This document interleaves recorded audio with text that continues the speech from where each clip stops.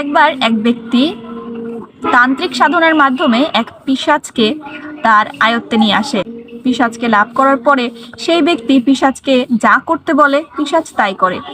যখন পিশাচকে বলল, তুমি আমাকে একটি রাজপ্রাসাদ তৈরি করে দাও, পিশাচ এক মুহূর্তের মধ্যে রাজপ্রাসাদ তৈরি করে দিল। ব্যক্তি তো খুবই আনন্দিত, কিন্তু রাজপ্রাসাদ তৈরি করে দেওয়ার পরে সেই পিশাচ তার কাছে এসে বলল, তুমি যদি আমাকে কাজের কথা না বলো দ্রুত, আমি তোমাকে এক্ষুনি হত্যা করে ফেলবো।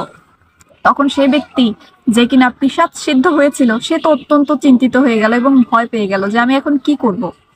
তখন সে তার গুরুদেবের কাছে গিয়ে বলল, হে গুরুদেব, আমি এখন কি করব? এই পিশাচ আমাকে হত্যা করে ফেলবে, আমি মারা যাব, আপনি কোনো উপায় বলুন। তখন গুরুদেব তাকে কৃপা করলো। তিনি বলল, তুমি এক কাজ করো, একটি খুঁটি নিয়ে আসো এবং মাটিতে তা রেখে দাও। খুঁটিটি যখন মাটিতে রাখলো, বলল, এই পিশাচকে তুমি আদেশ করো, যখন কোনো কাজ থাকবে না, সে যেন এই খুঁটির নিচের থেকে উপরে ওঠে এবং ওপর থেকে নিচে নামে। এই কাজটি ওই ব্যক্তি করলো এবং এইভাবেই ওই ব্যক্তিটির প্রাণ রক্ষা পেল।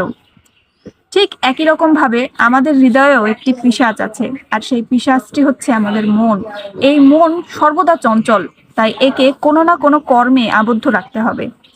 ভগবান কি বলছেন, আমাদের এই মন রূপী পিশাচ ধীরে ধীরে আমাদের কিন্তু সর্বনাশ করে। আর এই সর্বনাশ থেকে মুক্তি পাওয়ার একমাত্র উপায় কি?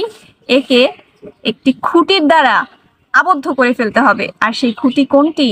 হরে কৃষ্ণ কৃষ্ণ কৃষ্ণ হরে হরে, হরে রাম রাম রাম হরে হরে। এই নামের খুঁটি দিয়ে তাকে আবদ্ধ করে ফেলুন এবং দিবারাত্রি সর্বক্ষণ মনে অথবা বাহিরে উচ্চস্বরে হরে কৃষ্ণ মহামন্ত্র জপ করুন, যার মাধ্যমে এই হৃদয়রূপী পিশাচকে আপনারা আবদ্ধ করতে পারবেন।